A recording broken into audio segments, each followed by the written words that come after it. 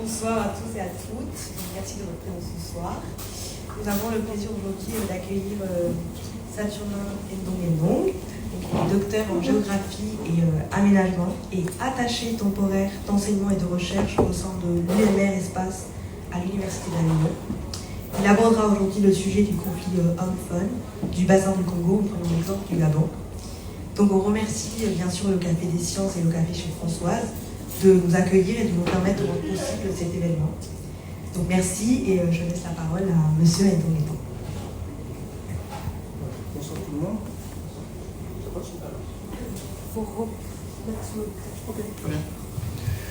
Bonsoir. Alors, je vais déjà vous remercier pour m'avoir invité à ce café. C'est déjà intéressant de discuter avec les gens, discuter sur des questions de science.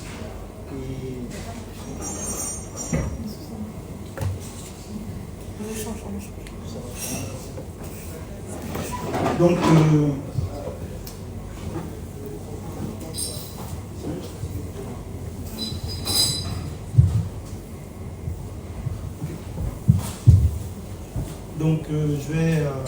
je vais vous entretenir, ou du moins ce qu'on va discuter sur les questions de conflit homme-femme au sein du bassin du Congo, et plus précisément sur le Gabon, c'est-à-dire partir de la conception générale du bassin du Congo, qu'est-ce qu'on entend par bassin du Congo, pour en arriver au Gabon, c'est-à-dire à partir d'une analyse d'un cas gabonais, on va comprendre de façon générale comment ça se passe au niveau du bassin du Congo.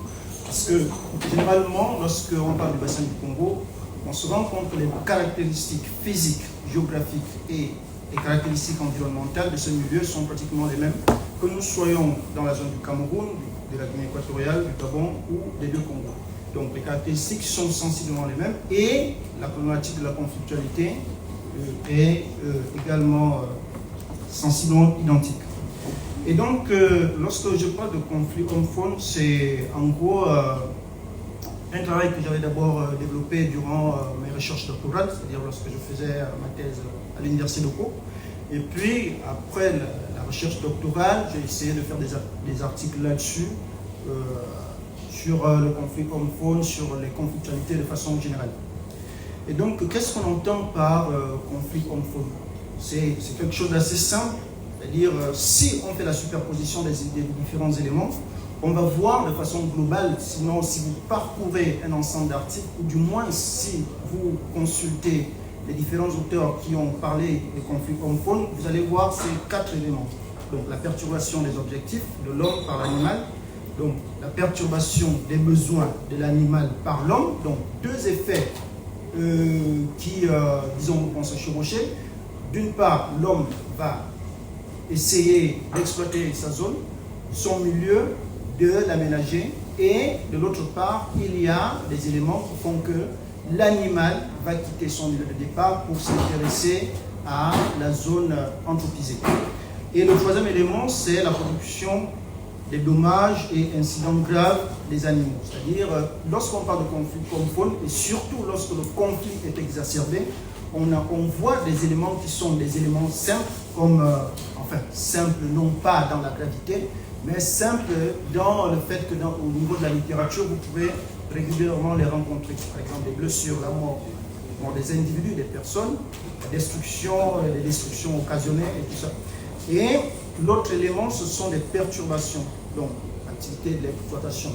C'est cette superposition d'éléments qui, de façon globale, se retrouve dans la détermination de ce qu'on entend par conflit homme-femme.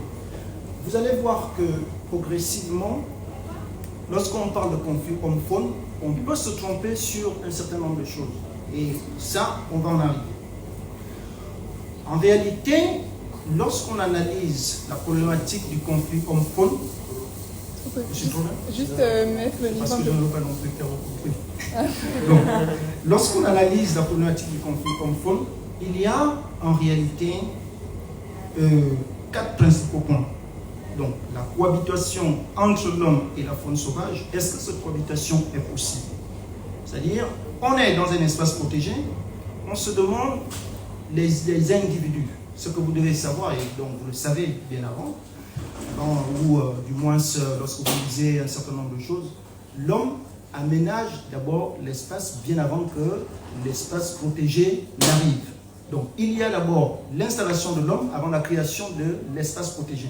Maintenant que les deux entités y vivent ou sont obligées de cohabiter, est-ce que cette cohabitation sera une bonne cohabitation? Est-ce que les deux espèces, parce que c'est une espèce, on va le dire ainsi, est-ce que les deux espèces peuvent cohabiter? Ça, c'est le premier élément qu'on va analyser de façon profonde dans la problématique de conflit homme-femme.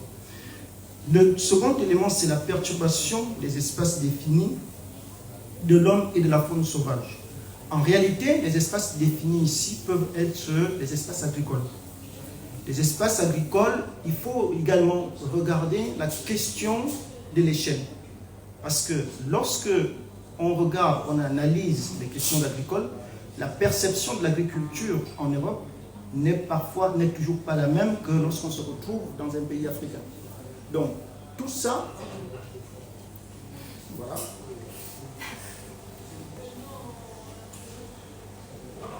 Chargé ou pas?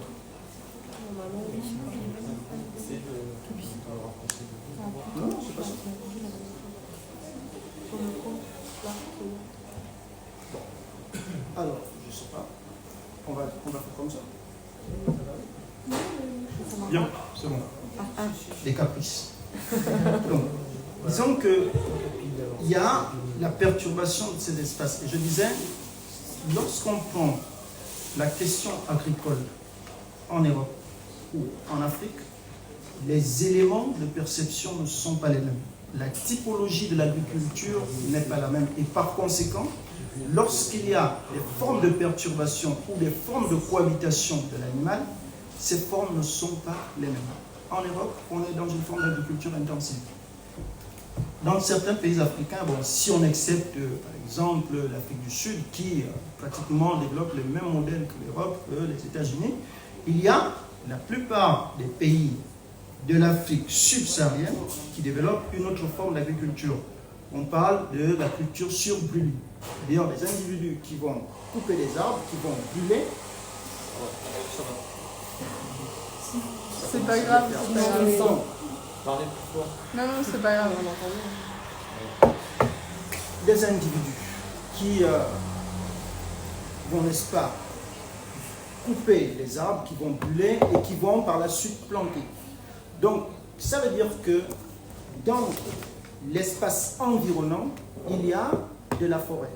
Et cette forêt est pratiquement, sinon, si vous voulez, cette forêt est pratiquement, ou du moins héberge encore des animaux qui vont faire les va-et-vient. Pourquoi? Parce qu'on a un élément de transgression spatiale.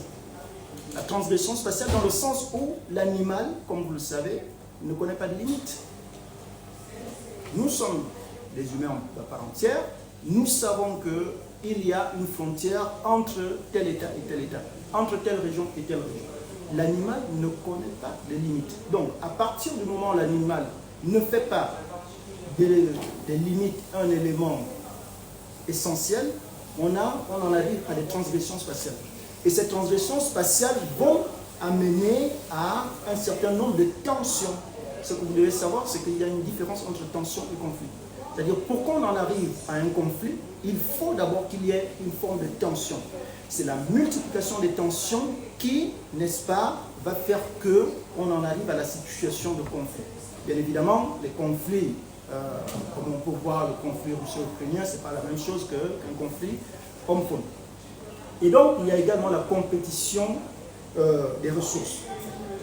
Des choses qui manquent. Donc, compétition des ressources dans la mesure où on aura tendance, l'animal et l'homme auront tendance à rechercher les mêmes ressources.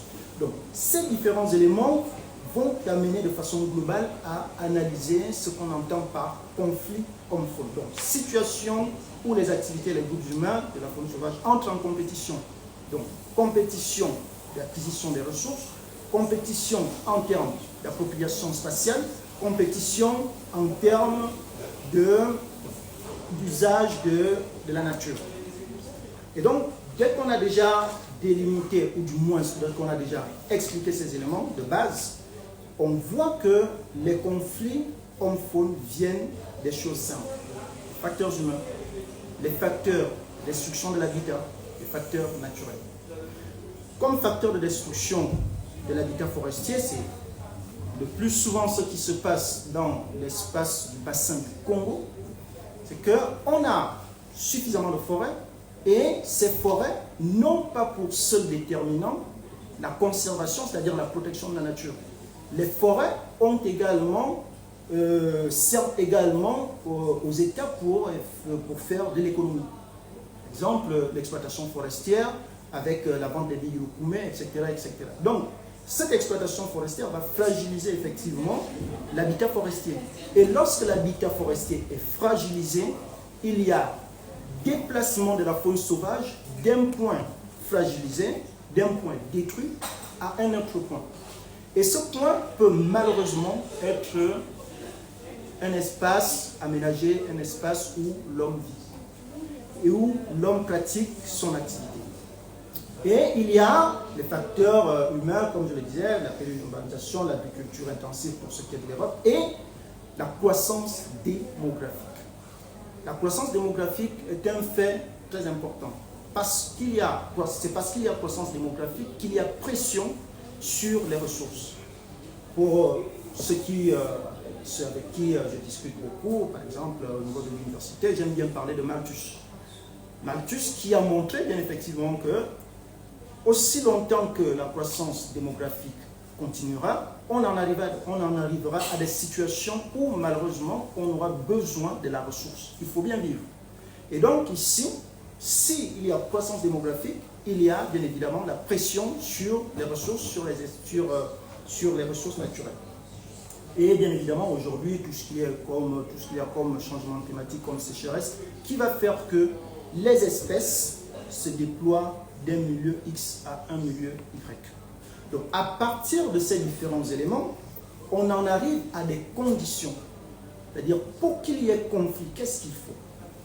Évidemment, les conditions ici ne peuvent pas être toutes réunies pour qu'il y ait conflit. Il suffit d'un ou de plusieurs éléments pour qu'on en arrive à la situation de conflit. Par exemple, on peut avoir des attaques contre les personnes.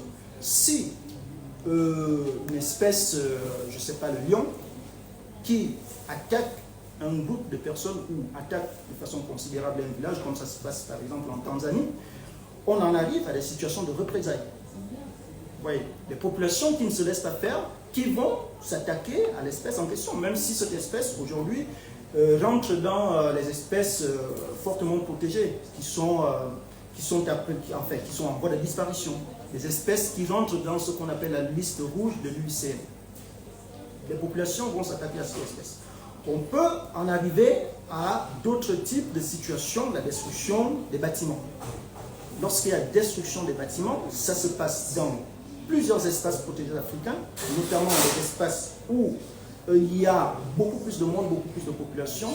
La destruction d'un logement, la destruction d'une maison entraîne inéluctablement des conséquences, donc des représailles, et finalement peut-être on va abattre, si vous voulez, de façon plus simple, on va abattre l'espèce.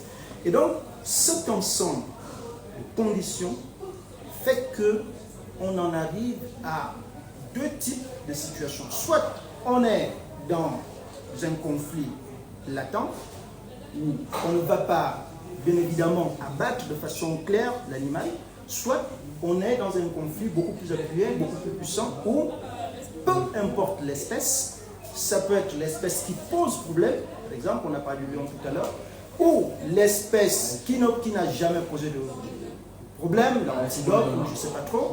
On parle finalement de la faune de façon générale. Et donc les conséquences vont non seulement concerner l'espèce à problème, ce que Mikou appelle généralement une espèce emmerdante, ou l'espèce qui n'a jamais posé de problème. Parce qu'on parle généralement de la faune. Et voilà pourquoi je vous disais tout à l'heure que, en réalité, lorsqu'on parle de conflit homme-faune, on doit pouvoir faire attention. Est-ce réellement le conflit homme-faune? Est-ce qu'on ne peut pas trouver quelque chose d'autre à la place de conflit homme-faune? Parce que lorsqu'on dit faune, ça généralise. Est-ce l'ensemble des espèces qui, n'est-ce pas, menacent. Est-ce qu'on parle de, lorsqu'on regarde la conflictualité de façon claire dans un territoire spécifique, est-ce que ce sont les différentes espèces, même les plus insignifiantes, qui posent problème sur le territoire? Donc à partir de là, en termes de définition, même si moi-même, bien évidemment, je parle souvent dans mes articles de conflit homme-faune, mais je reconnais également qu'il y a une forme d'abus de langage lorsqu'on dit conflit homme-faune de façon générale. Et donc, pour bien comprendre la question de conflit homme-faune, il faut identifier un certain nombre d'éléments, des éléments essentiels, c'est-à-dire évaluer les occurrences. Quelles sont les espèces qui, le plus souvent, arrivent et détruisent, par exemple? On peut évaluer le niveau de dégâts. Ok, il y a des petits rongeurs, comme vous connaissez. Est-ce que ces rongeurs détruisent de la même manière qu'un éléphant? Donc, il faut évaluer cela. Et il y a l'évaluation de la dangerosité et des conséquences. Est-ce que un petit rongeur peut tuer un humain de la même façon qu'un lion? À partir de là, on se pose des questions essentielles. Ces questions essentielles qui vont nous amener à se dire, en réalité, nous ne sommes pas dans un conflit homme-faune. Nous sommes dans un conflit X, homme Y. Homme X, ça peut être l'ours.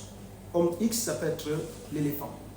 Et donc, si nous en arrivons à l'absence de ces facteurs, c'est-à-dire qu'on se dit, on va généraliser la chose, on va parler de façon claire de conflit homme-faune, ça veut dire que même une espèce qui ne pose aucun problème dans un espace donné, on peut être à même de détruire cette espèce. Et donc, c'est lorsque les éléments essentiels ici sont déterminés qu'on peut faire une analyse objective de ce qu'on entend par le conflit homme-faune. Enfin, terme qui est parfois mal exploité. Et donc, un exemple que je voulais prendre, par exemple, lorsqu'on parle de l'ours. Nous sommes dans les Pyrénées. Je pense que beaucoup connaissent les Pyrénées.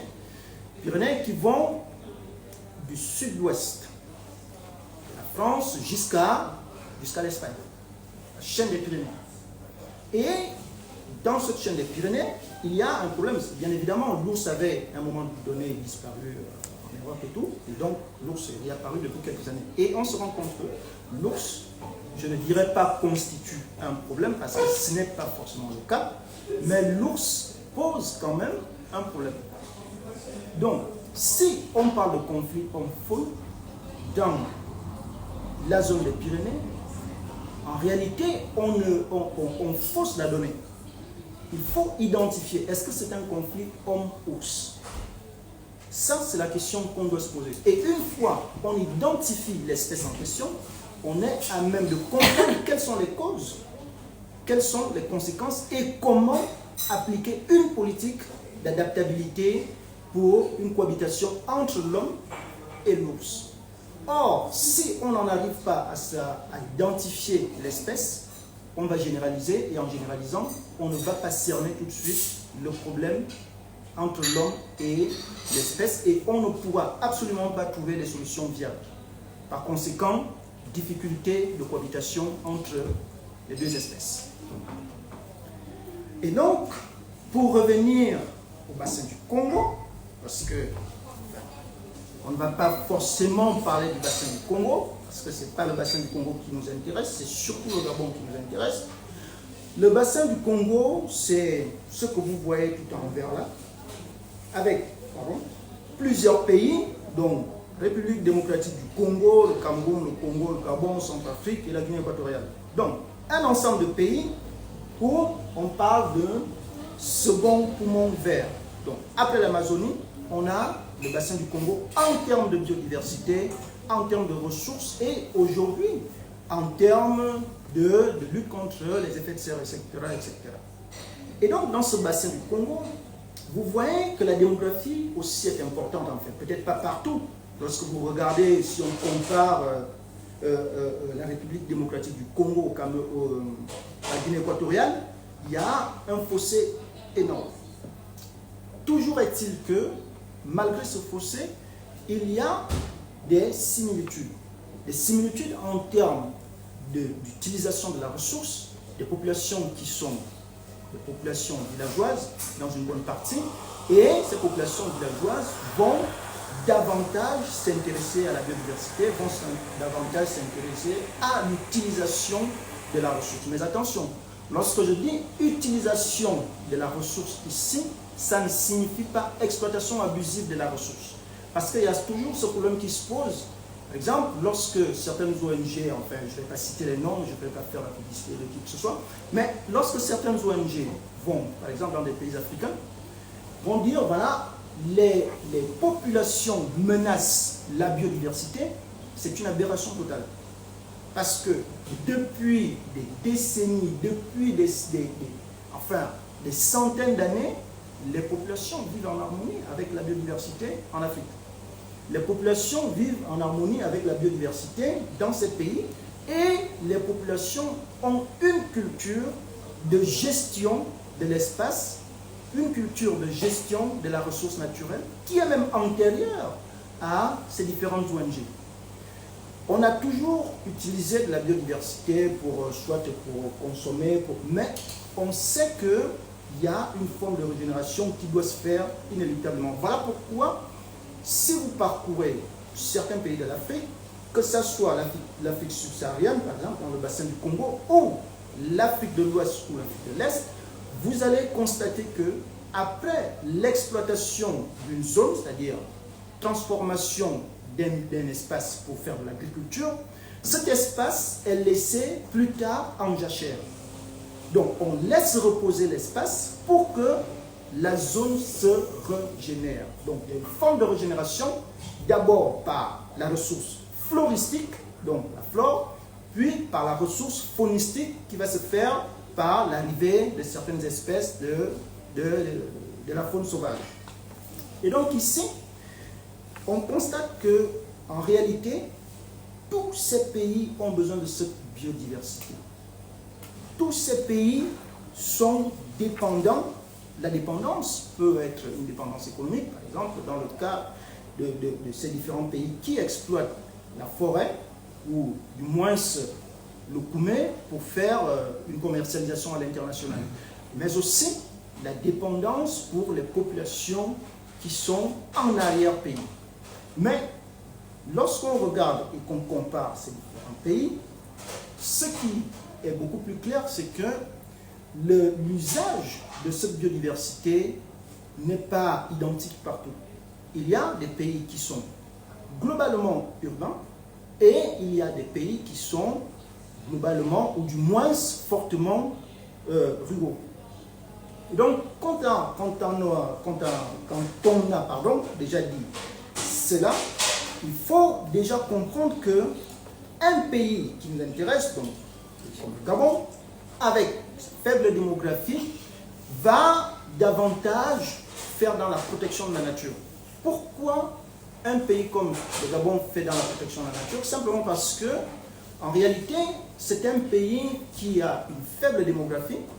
Donc, l'arrière-pays étant totalement vide, il faut remplacer cet arrière-pays vide par la protection des espaces. Donc, la création des espaces protégés en 2002 vient de ce contexte.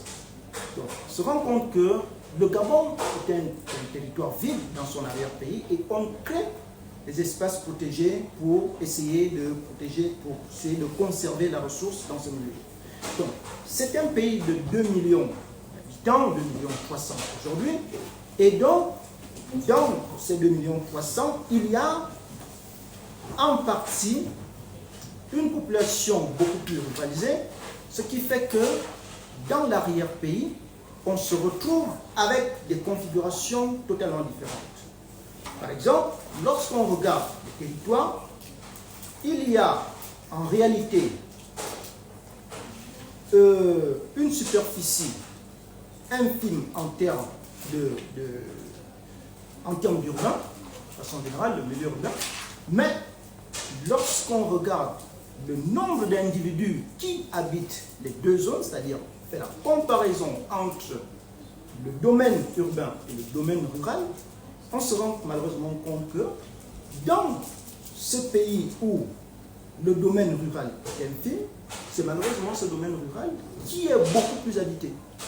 Donc il reste peu d'individus qui sont dans l'espace rural, mais ces individus ont besoin, n'est-ce pas, de vivre de leur agriculture, ont besoin d'exploiter les milieux, ont besoin d'utiliser la biodiversité.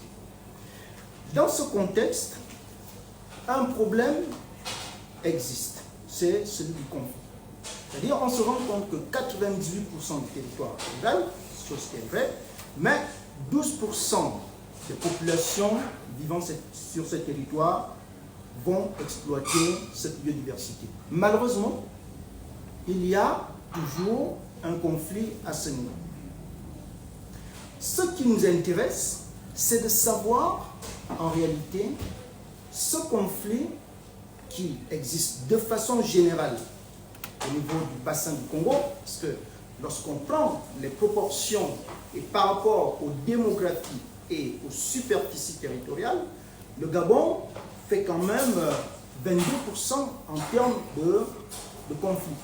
C'est-à-dire, lorsqu'on identifie en 2016, ce sont les données de 2015-2016, pardon, on se rend compte qu'en réalité, le Gabon est fortement impacté. Parce que pour un pays qui a une faible démographie rurale, on a 22% d'impact de conflit homme-femme. Contrairement à la RDC. La RDC a beaucoup plus de population ruralisée et donc on peut comprendre les conséquences du conflit homme-femme à ce niveau-là. Et lorsqu'on le dit, et on prend, exemple, ce que j'ai utilisé comme les dernières données lorsque je faisais la thèse, on se rend compte qu'entre 2016 et 2020, il y a en moyenne 1000 dévastations annuelles. Les dévastations sont des dévastations de plantations. Des plantations que les individus utilisent pour leur consommation, pour leur alimentation. Et dans ce conflit, il y a 13 000 personnes qui ont été affectées. Donc, il y a des choses qui ne tiennent pas, il y a des estimants, et des pertes en vies humaines. Et donc, des pertes en vies humaines, des dévastations, et tous ces différents éléments vont amener, n'est-ce pas, à un rapport de force entre la faune sauvage et l'homme. En réalité, lorsqu'on a déjà dit ça, c'est qu'on retombe toujours dans ce piège de conflit homme-faune, c'est-à-dire le terme conflit homme-faune qui n'est pas bien explicité ici. Or, il faut identifier l'espèce. Donc, l'espèce qui pose problème dans ce milieu, c'est bien évidemment l'éléphant.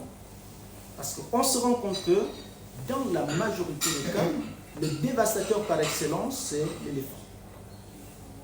L'éléphant ici, si vous voulez, se retrouve, ou du moins, l'éléphant se retrouve partout dans le bassin du Congo. Et donc, la part des éléphants est beaucoup plus importante aujourd'hui au niveau du Gabon. Et parce que, naturellement, il y a la protection de la nature qui est beaucoup plus développée dans la zone. Et donc, le fait qu'on ait peu de population avec plus d'éléphants, ça va entraîner des pressions immenses, mais qui ne sont pas forcément des pressions de l'homme, mais qui font l'effet inverse. Parce que ce qu'on nous a toujours dit dans les organisations internationales, c'est que l'homme, normalement, il est l'auteur de ces problèmes. C'est vrai, c'est parce que c'est l'homme qui aménage, c'est parce que c'est l'homme qui va dévaster, c'est parce que c'est l'homme qui va impacter sur ce qu'on appelle l'habitat forestier. Mais dans ces milieux, et de façon claire, au Gabon, l'exploitation forestière, par exemple, n'atteint pas les 5%. Ça veut dire que la forêt est bien conservée. Et donc, on se demande qu'est-ce qui peut expliquer, ou bien comment peut-on expliquer aujourd'hui au niveau du Gabon que l'homme soit, n'est-ce pas, l'auteur de ces différentes situations. Et donc, pour mieux comprendre tout ceci, je suis allé sur un cas pratique donc parc national de la Lopé, qui est un parc gabonais, enfin, disons le premier parc gabonais. Et ce parc, qui est bien entendu réserve depuis 1946 et qui devient en 2007 patrimoine mondial de l'UNESCO, est un parc beaucoup plus regardé parce que lorsqu'on dit que le parc devient ou un domaine devient patrimoine mondial, ça veut dire que le regard n'est plus seulement celui de l'État ou des acteurs internes à l'État, le regard devient international, dans la mesure où le patrimoine mondial de l'UNESCO va également intéresser les acteurs extérieurs, au-delà des grandes ONG qui y sont, mais des acteurs comme l'UICN.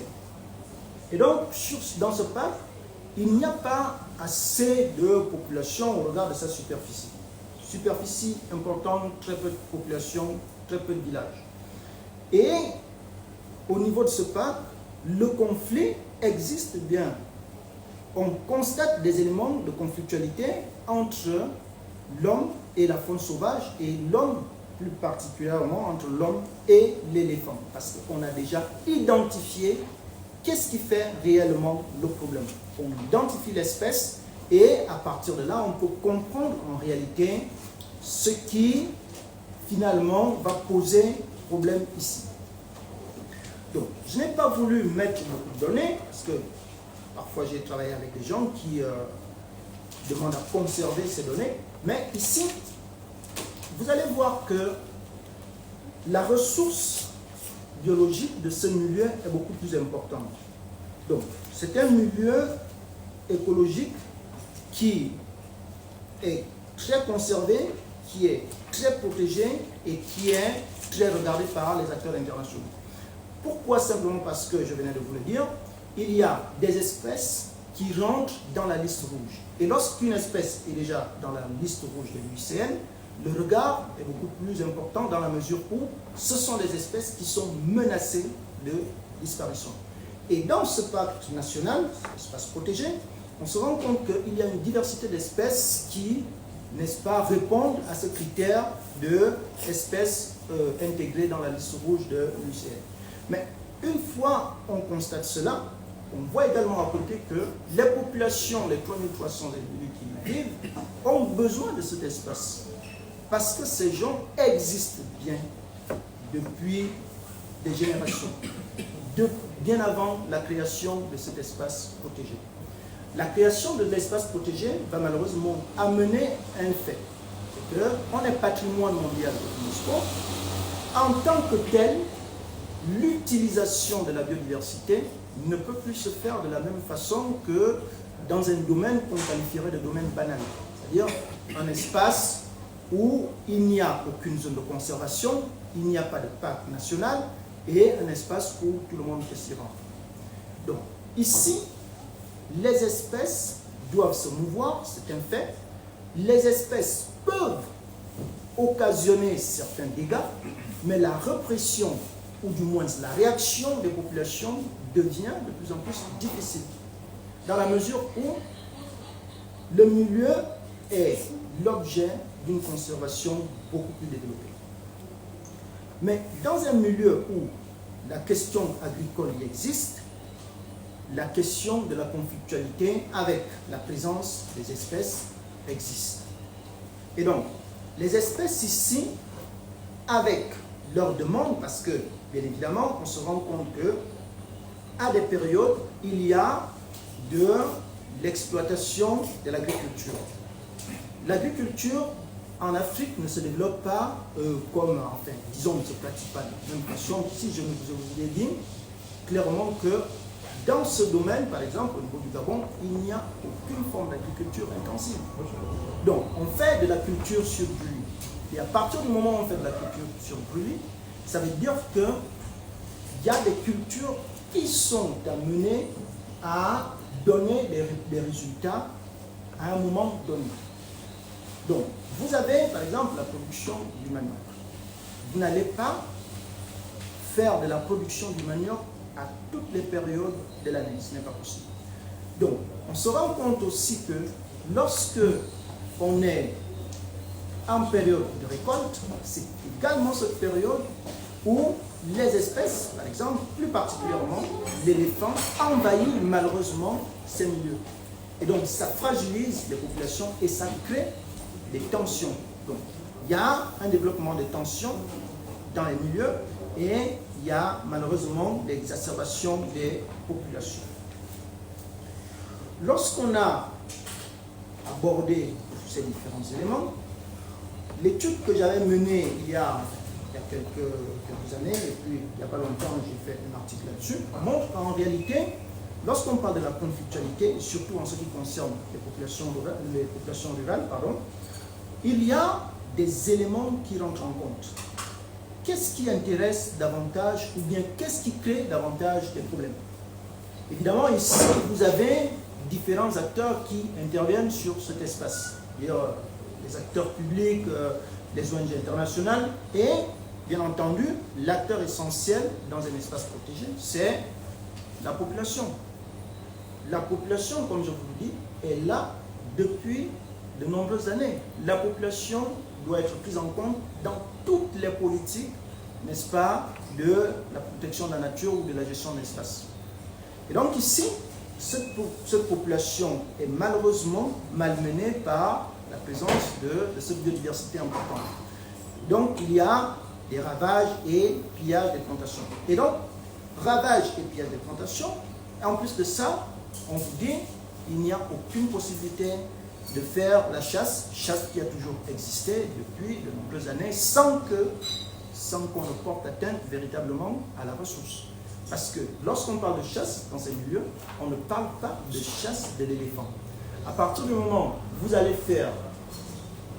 chasser l'éléphant, vous n'êtes plus dans une chasse vivrière, vous êtes dans le braconnage. Parce que, en d'autres termes, l'éléphant est un animal, du moins au niveau de la réglementation de ce pays, l'éléphant est un animal protégé entièrement. Et donc, il y a des espèces qui pourraient être soumises à la chasse et d'autres qu'on ne peut pas utiliser pour la consommation, par exemple l'éléphant. Malheureusement, ce sont ces espèces qui créent la question de conflit homme-faune. Enfin, donc, pour être plus clair dans ce que je dis et ne pas s'aimer la confusion, lorsqu'on identifie les éléments de conflictualité dans ces milieux, on n'est plus dans la dimension conflit homme-faune comme on l'entend. On est clairement dans la dimension conflit homme-éléphant. C'est l'éléphant qui pose problème. C'est l'éléphant qui dévaste. C'est l'éléphant qui empêche les populations, n'est-ce pas, d'utiliser leurs ressources vivrières et leur agriculture. Et donc, on ne peut pas parler de conflit homme-faune de façon générale, ça n'a pas de sens. Ça n'a pas de sens. Mais on peut parler de conflit homme-éléphant. Conflit homme-éléphant. Donc, c'est ce conflit homme-éléphant qu'on voit pratiquement, lorsqu'on analyse, on voit pratiquement ce conflit partout au Gabon, partout dans l'arrière-pays habité. Parce que on ne peut pas parler de conflit homme-faune dans une zone qui est non occupée par les populations. Ça ne sert à rien. L'animal doit se mouvoir d'un point à l'autre et si, par hasard, il n'y a pas de population, l'animal ne porte atteinte à aucun individu. Donc, dans ce sens, on ne parle pas de conflit homme-faune. Donc, le conflit homme-faune intervient lorsque il y a des conséquences, des dommages sur les individus et inversement. Et donc ici, ce que j'avais essayé de faire à partir des éléments de terrain, c'est identifier clairement qu'est-ce qui fait le problème. Est-ce vraiment le conflit homme-faune, comme on l'entend, et comme on le dit dans ce pays, parce que n'importe qui va dire conflit homme-faune, on en a marre des animaux, et ça, c'est ce qui est beaucoup plus dangereux.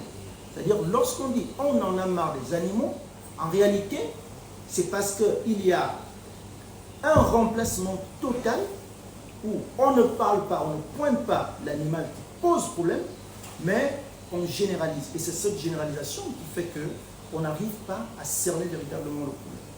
Parce que toutes les espèces, comme je l'ai dit, ne menacent pas. Mais il y a une espèce particulière et une espèce très dangereuse dans le sens de la dévastation, de la destruction, qui pose problème dans ce milieu. Alors, en identifiant ces éléments, vous voyez qu'il y a une forte capacité de destruction de l'éléphant.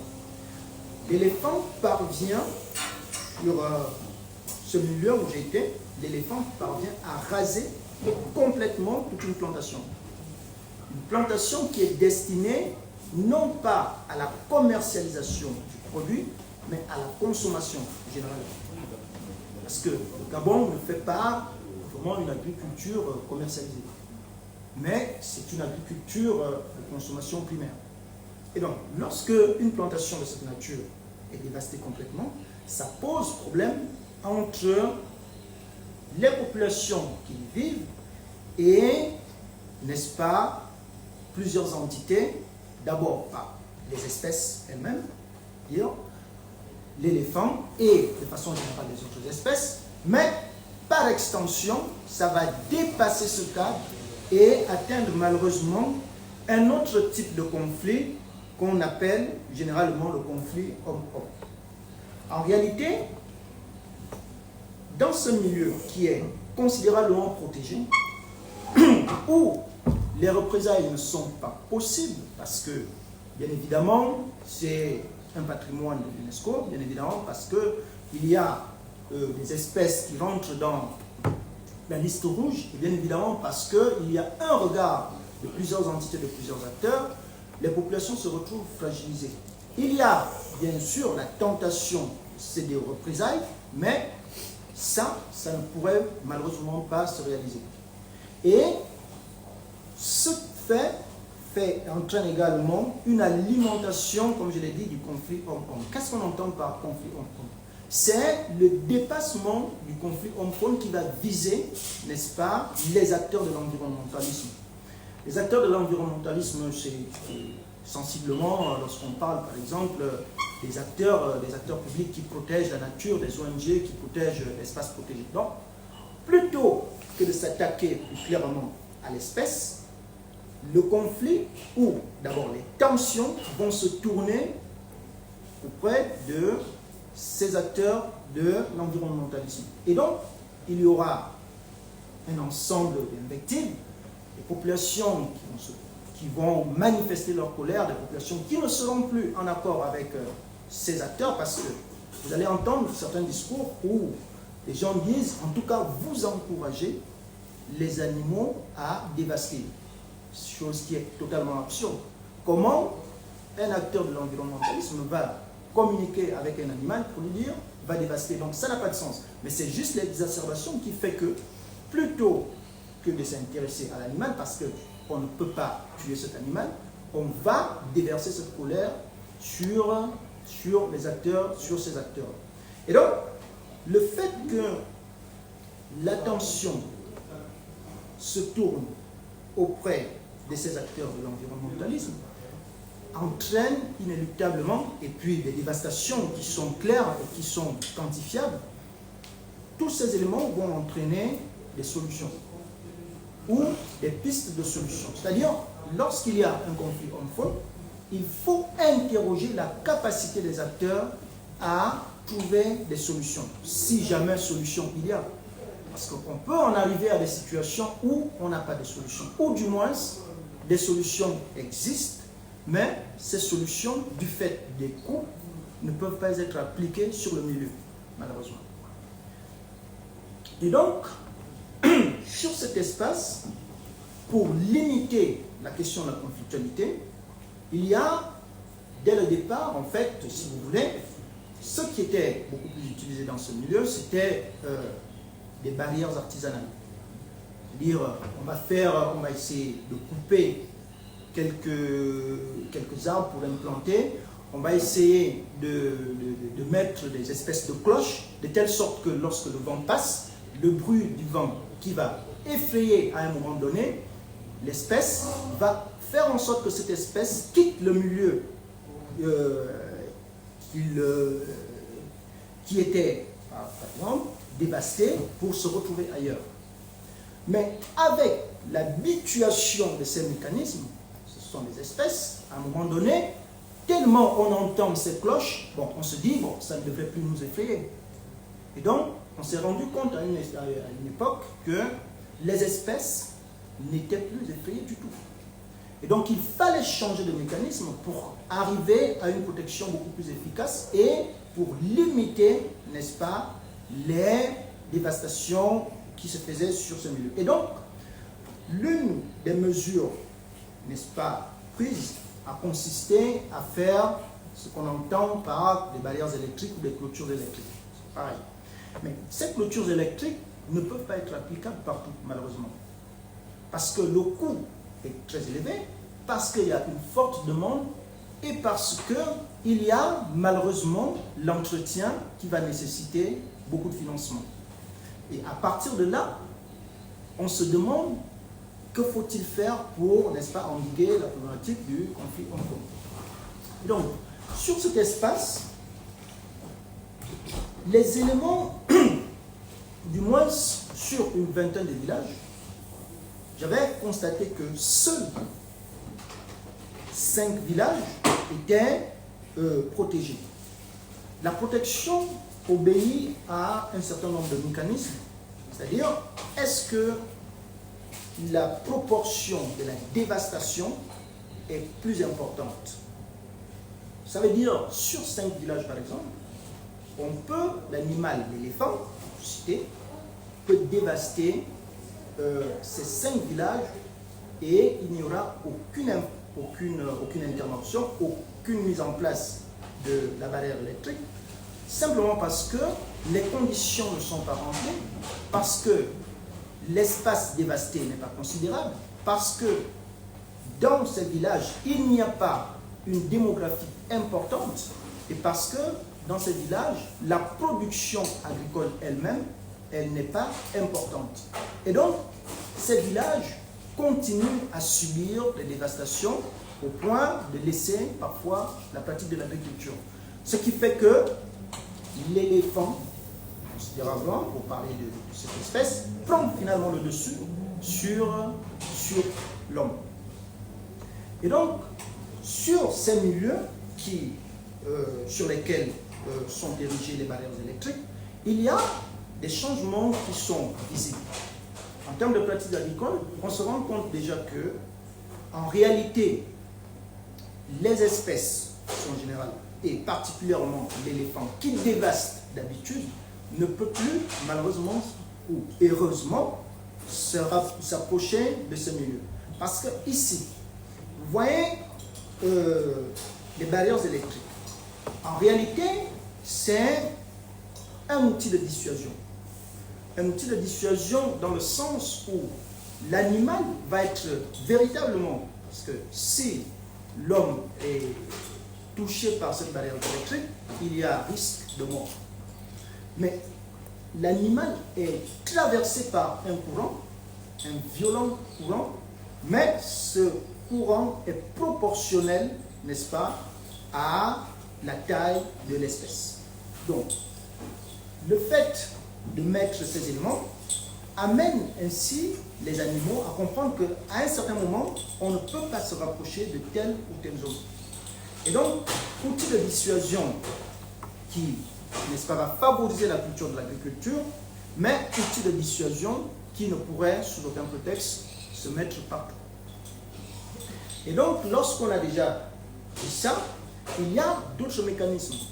Des mécanismes qu'on analyse sur ces milieux. Ces mécanismes qui, n'est-ce pas, vont s'appliquer sont des mécanismes qui ont été analysés à l'international, mais qui ne se font pas de la même manière partout. Si on parle de ces mécanismes, on voit que ce sont des mécanismes importants. Par exemple, des mécanismes d'indemnisation. L'indemnisation se fait aussi bien en Europe, en Amérique, en Afrique qu'en Asie. Mais l'indemnisation ne se fait pas de la même manière. Il y a plusieurs formes d'indemnisation. Une indemnisation qui passe par une forme de contribution en amont ce qui se fait, par exemple, plus souvent en Europe, c'est-à-dire, on vous dit, on vous fait une assurance, si vous voulez. Les agriculteurs ont une certaine assurance. S'il y a dévastation, bien évidemment, l'assurance est appelée à couvrir les charges. Ce qui ne se fait pas en Afrique. Et notamment dans la région, dans la zone du bassin du Congo, et plus précisément au Gabon. Une autre forme d'indemnisation appliquée, qu'on appelle les financements directs, qui consiste à alimenter les dévastations, ou du moins à les payer, par la subvention de l'État. Donc, puisque c'est l'État qui protège la biodiversité, puisque c'est l'État qui interdit les populations, n'est-ce pas, de faire des représailles, c'est l'État qui va couvrir, n'est-ce pas, les dégâts liés à ces dévastations. Donc, ces indemnisations sont également, si vous voulez, conditionnées. C'est-à-dire, on ne va pas faire une indemnisation parce qu'il faut faire une indemnisation. Il va falloir analyser un certain nombre de paramètres. Ces paramètres qui peuvent soit vous permettre de rentrer en possession de ces financements, soit vous dire que vous ne pouvez pas rentrer en possession malheureusement parce que les caractéristiques d'indemnisation ne répondent pas à la zone dévastée et donc à votre plantation. Et donc, ces différents éléments sont des éléments importants, mais ces différents éléments créent également, comme je l'ai dit, ce rapport de conflit homme-homme. Parce qu'il y a ce qu'on appelle l'injustice environnementale, c'est vrai, on estime que, puisqu'on n'a pas été indemnisé, en réalité, il y a une forme d'injustice qui se crée. Pourquoi X est indemnisé et pourquoi pas moi? Donc, il y a ces différents éléments qui, n'est-ce pas, existent. Et donc, dans cette forme d'indemnisation, c'est un peu flou, on va évaluer chaque culture. L'évaluation de la culture est importante ici. Quels sont les types de cultures et quelle est la superficie de dévastation de la culture en question?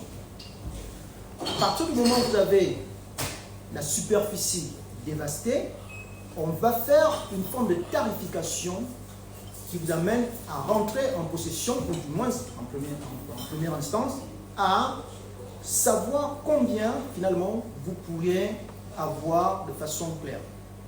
Et donc, une fois que vous avez ces différents éléments, vous rentrez en possession de votre but. Mais il y a d'autres aspects. J'ai fait court, je pense que j'ai déjà fait plus de 30 minutes là. Il y a d'autres aspects, par exemple, ce qu'on appelle des battues administratives, où, en réalité, l'espèce qui dévaste davantage, l'espèce qui va porter atteinte aux cultures agricoles, doit impérativement être abattue. Et donc, lorsqu'on abat cette espèce, il y a une certaine procédure. Est-ce que la procédure consiste à appeler les acteurs publics, c'est-à-dire ça peut être les militaires, ou bien les populations locales peuvent le faire? Donc, il y a deux mécanismes. Soit ce sont les acteurs publics qui interviennent à la demande des populations, soit les populations exercent directement l'action à condition de ne pas extraire les défenses. Lorsqu'on parle des défenses, par exemple, pour ce qui est de l'éléphant, on va interdire d'extraire un certain nombre d'organes.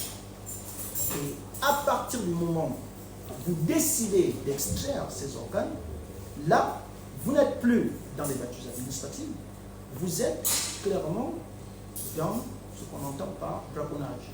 En d'autres termes, vous n'avez pas abattu l'éléphant pour les dommages qu'il cause, mais vous l'avez abattu parce qu'il y a une volonté de commercialisation illicite qui se développe derrière. Et donc, à partir de là, vous êtes...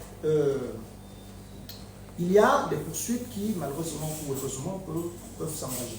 Donc, ces différents éléments comme vous les voyez, je n'ai pas voulu aller très très loin, vous permettent de comprendre que finalement, le conflit homme-femme, parce que c'est un conflit malheureusement qui est appelé ainsi partout, soit en Amérique ou en Afrique ou en Asie, on parle de façon globale de conflit homme-femme. Mais le fait de dire conflit homme-femme n'aide pas à comprendre le conflit en lui-même. Dire conflit homme-tel, conflit homme-éléphant, conflit homme-ours, conflit homme-lion va nous amener à mieux saisir, n'est-ce pas, ce qu'il faut mettre en pratique comme politique, comme élément de cohabitation. Donc, en réalité, si vous voulez, pour ceux et celles qui, par exemple, dans un futur proche, vont travailler sur les espaces protégés ou sur l'environnement et la conservation, lorsque vous en arrivez à de telles situations, il faut faire de l'identification. L'identification est beaucoup plus importante. Dire que voici les espèces qui posent problème et analyser ces espèces en fonction de leur déploiement, en fonction des conséquences et chercher à comprendre comment ces espèces se déplacent ou comment ces espèces utilisent l'espace, vous amène à comprendre que voici telle ou telle solution qui est adaptable ou qui s'adapte par rapport à l'espèce en question. Et donc, pour finir, il faut comprendre que le conflit homme-femme est parfois, si vous voulez, exagéré dans son utilisation.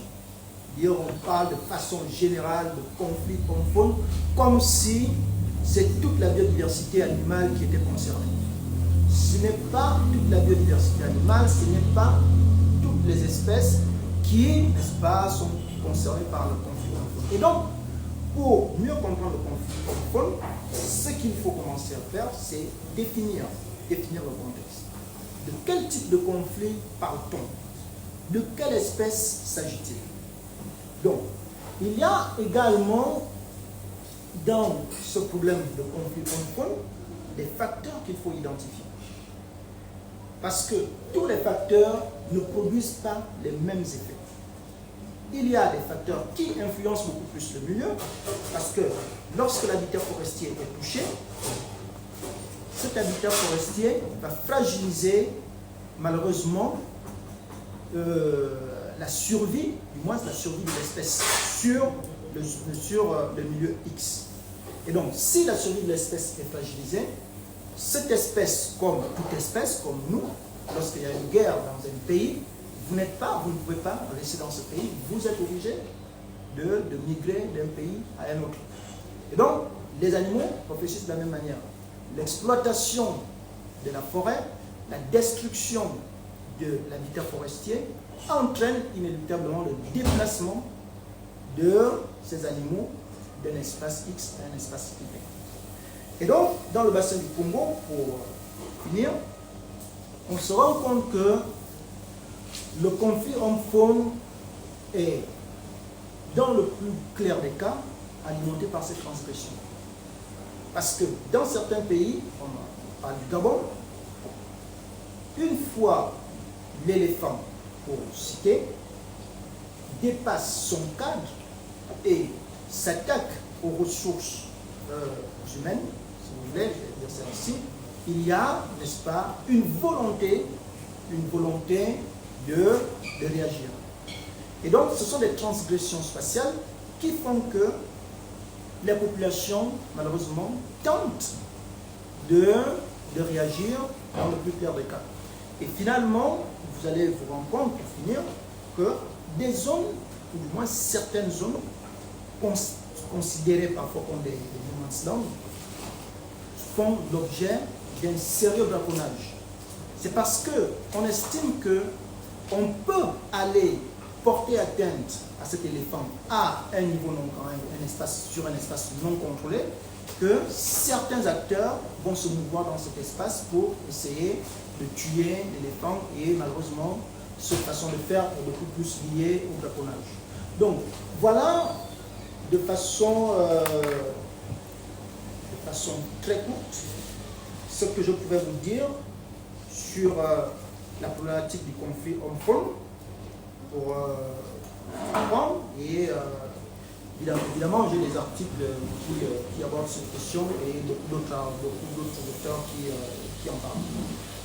Donc je pense avoir fait court, mais je n'en suis pas si sûr. Donc voilà ce que je pourrais vous dire sur la problématique du conflit homme-femme au niveau du bassin du Congo. Merci. Merci.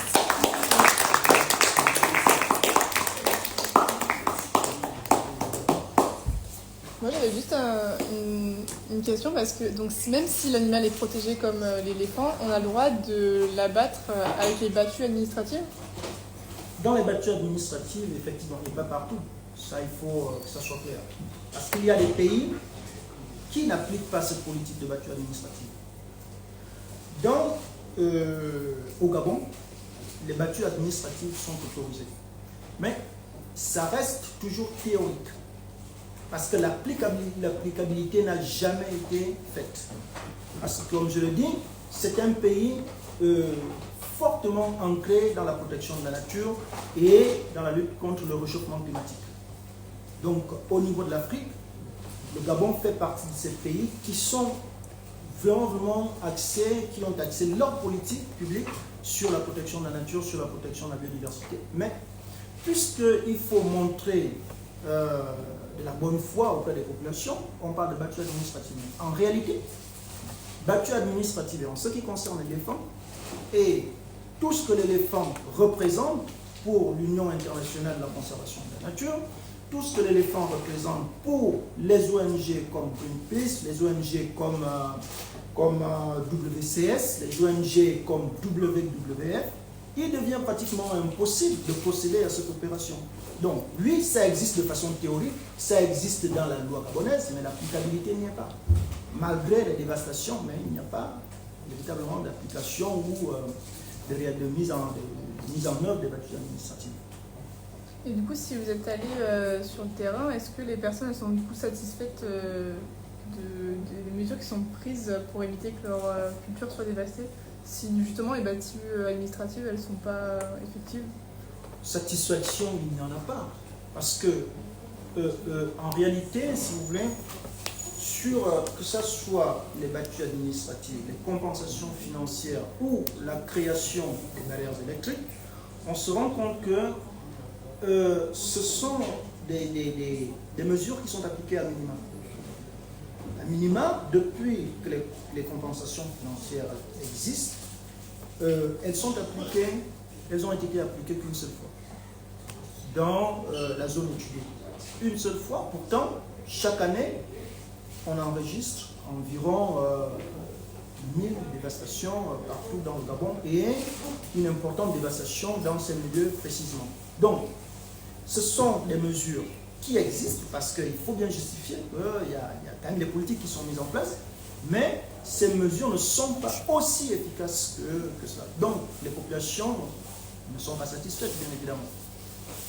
Bien évidemment. Mais il y a quand même cette réclamation de la barrière électrique, parce que c'est vraiment l'outil par excellence pour développer l'agriculture et assurer la protection de la biodiversité sur un espace protégé. Malheureusement, ça nécessite beaucoup de financement, parce que s'il faut, sur 20 villages, on va vous demander de dépenser minimum 15 000 € pour la construction d'une barrière électrique, il faut entretenir cette barrière électrique parce qu'il y a des panneaux solaires qu'il faut entretenir, il y a l'environnement de la barrière électrique qu'il faut préserver. Ça fait beaucoup de financement et en faisant ce calcul, on se rend compte qu'on ne peut pas appliquer ces mécanismes à tous les niveaux. Surtout parce que dans d'autres pays où les barrières électriques ont été prises comme politique, ces barrières électriques sont nourries par l'activité de l'écotourisme. C'est-à-dire, plus il y a des gens qui viennent visiter, on a des financements qui permettent en réalité d'entretenir ces barrières électriques. Or, lorsqu'on regarde la zone que j'ai étudiée, la pratique de l'écotourisme n'est pas véritablement valorisée. Donc par conséquent, les populations ayant peu de moyens ne peuvent, avec efficacité, n'est-ce pas, entretenir ces barrières électriques. Merci. Moi j'ai une question. Dans une de vos diapos, notamment dans un des tableaux, il y avait écrit ADPN. ANPN. Voilà. Donc du coup, je ne sais pas ce que c'est. Est-ce que vous pouvez nous expliquer un peu quel est son principe et quels sont ses objectifs, pardon. L'ANPN, c'est l'Agence nationale des parcs nationaux du Gabon. En réalité, il y a le ministère de l'Environnement, n'est-ce pas, qui de façon générale, enfin, aujourd'hui, on a le ministère de l'Environnement, le ministère des Eaux et Forêts, et on a l'Agence nationale des parcs nationaux, qui, n'est-ce pas, va mobiliser, ou, si vous voulez, va mettre en pratique les politiques du ministère des Eaux et Forêts. C'est-à-dire, il y a le ministère qui assure la partie politique et l'applicabilité de ces politiques sur le terrain est assurée par l'ANPN. En termes de conservation, en termes de valorisation et en termes de protection de façon générale. Donc, l'ANPN déploie des entités, par exemple les agents de l'Agence nationale des parcs nationaux, qui protègent le milieu. Ce ne sont pas des entités disposant de ce pouvoir d'utilisation des armes, comme ça se passe par exemple dans les parcs tanzaniens ou sud-africains, mais ils peuvent aider dans la surveillance et dans la protection de façon générale. Merci. Alors moi j'avais deux questions. La première, est-ce que par rapport aux propositions de gestion du conflit que vous avez mentionnées, ça en est où aujourd'hui, actuellement, par rapport à leur application? Et la deuxième? La deuxième, elle est un peu plus longue. Donc, Bon, je suis habitué. Donc, je la lis quand même? Allez-y. Ok. Dans quelle mesure on peut faire un parallèle entre le conflit homme-faune du bassin Congo et celui en France, notamment dans les Alpes avec les loups et les éleveurs? Alors, première question, je vais répondre rapidement. Où en est-on? Comme je viens de le dire, si on doit évaluer l'évolution des politiques et l'efficacité des politiques, on va faire cette évaluation en prenant en compte la satisfaction ou non des populations. Il y a des politiques qui évoluent au niveau du Gabon. Il y a la mise en place de certains mécanismes pour essayer de concilier le social des populations et la protection de la nature. Parce qu'aujourd'hui, peu importe ce qui se passe, on ne peut plus se détourner de la protection de la nature dans ce pays. C'est devenu impossible. Mais on évolue progressivement. Il n'y a pas de satisfaction totale, mais les mécanismes qui sont mis en place sont des mécanismes qui, n'est-ce pas, permettent de concilier le social et la protection de la nature. L'objectif étant de parvenir à une cohabitation. La cohabitation, c'est quelque chose d'assez difficile, que nous soyons, vous faites même bien de poser la question sur l'ours. La cohabitation est extrêmement difficile, que nous soyons aux États-Unis, en France ou en Afrique du Sud ou ailleurs. La cohabitation, c'est souvent le problème qui existe. Maintenant, le parallèle qu'on pourrait ou qu'on ne pourrait pas établir, c'est de se dire qu'en réalité, ce qu'on pourrait d'abord dire entre les dévastations de l'éléphant et ce que fait l'ours, c'est l'ensemble en fait des dégâts qui sont occasionnés. Ce ne sont pas les mêmes dégâts. L'ours ne s'attaque pas forcément aux plantations. L'ours s'attaque à bétail. Or, lorsque on parle de l'éléphant ne va pas forcément s'intéresser au bétail. L'éléphant va s'intéresser aux cultures vivrières, manioc, banane, etc. Et l'éléphant, comme l'ours, peuvent s'attaquer à l'homme, malheureusement. Donc, ce sont des éléments qu'on peut voir. Mais, comment dire, l'impact. L'impact n'est pas toujours, ne peut pas être le même. Et l'occurrence n'est pas la même. J'ai répondu aux deux questions, je pense. Oui. Okay. Autre question? Oui. J'ai une petite question. Je voulais savoir la différence entre espèces classées dans la liste rouge de l'UCN et espèces menacées en voie de disparition. Les espèces menacées en voie de disparition sont le plus souvent classées dans la liste rouge. Liste rouge parce que c'est une liste de l'UICN qui fait que les acteurs publics doivent impérativement protéger ces espèces. Donc, lorsque une espèce est menacée ou est en voie de disparition, je pense que c'est ça, cette espèce, le plus souvent, est classée dans la liste rouge de l'UICN. Ça peut être des espèces faunistiques continentales, type éléphant, type panthère, tout comme ça peut être des espèces marines. Parce qu'il y a des espèces marines qui sont bien évidemment classées dans la liste rouge UICN. Voilà pourquoi vous allez entendre que telle espèce est interdite de pêche. Vous ne pouvez pas pêcher telle ou telle espèce. Voilà pourquoi vous rencontrez, par exemple, pour ceux-là qui... enfin, je ne suis pas en train de stigmatiser qui que ce soit, mais on sait très bien que les compagnies chinoises, de plus souvent, exploitent de façon anarchique les espèces, que ce soit les espèces faunistiques continentales ou les espèces marines. Malheureusement, c'est le constat et tout le monde le sait. Je ne suis pas en train de dire que les Chinois sont foncièrement mauvais, mais c'est la réalité.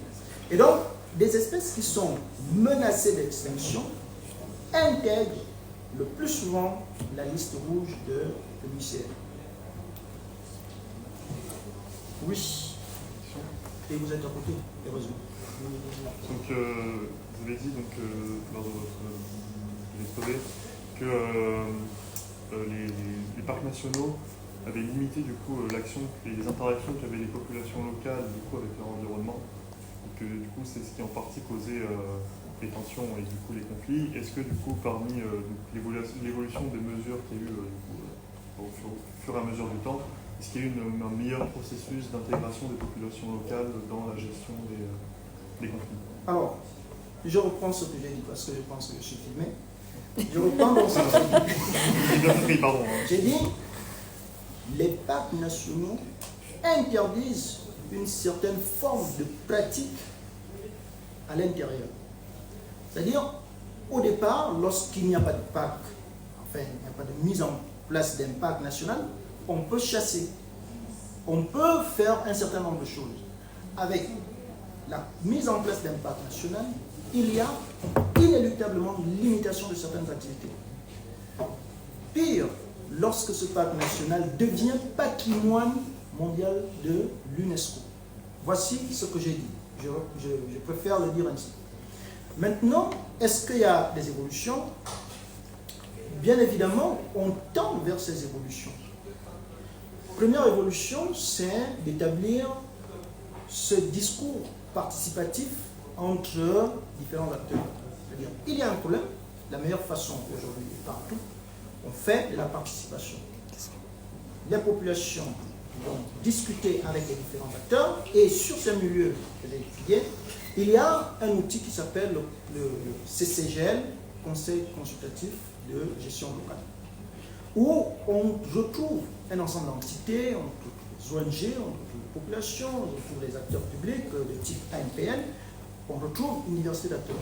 Et donc ces acteurs vont discuter déjà des problématiques en lien avec le parc national et vont, dans un futur proche, envisager des solutions. Donc, parfois, on peut parler d'une prospective de gestion lointaine, mais on essaie d'abord, dans la gestion d'un parc national, avec ce qu'on appelle plus souvent le plan de gestion, qui est quinquennal. Ce plan de gestion va nous amener à réfléchir sur les 5 prochaines années. Sur les 5 prochaines années, par rapport à tel conflit, quelle solution il faut trouver. Et donc, les solutions énumérées vont dans ce sens, dans le sens de l'amélioration. Bien évidemment, quelqu'un posait tout à l'heure la question de la satisfaction. Est-ce qu'il y a de la satisfaction au regard des éléments posés sur le terrain? Non. La réponse est non. Mais est-ce qu'on tend vers la cohabitation, c'est-à-dire l'amélioration des situations pour arriver à avoir sur un espace protégé et les populations et les espèces faunistiques? La réponse est oui. Donc, les mécanismes sont mis en place, mais ces mécanismes tardent, n'est-ce pas, à être appliqués de façon claire. Par exemple, dans le financement des dévastations, c'est un financement minima dans la création des barrières électriques, la construction est à minima, très peu de villages, et dans les bâtiments administratifs, comme je venais de le dire tout à l'heure, c'est presque pas appliqué. Voilà. Merci. Question? Bien. Ok. Donc, j'espère avoir répondu à vos questions et avoir fait court aussi. Voilà.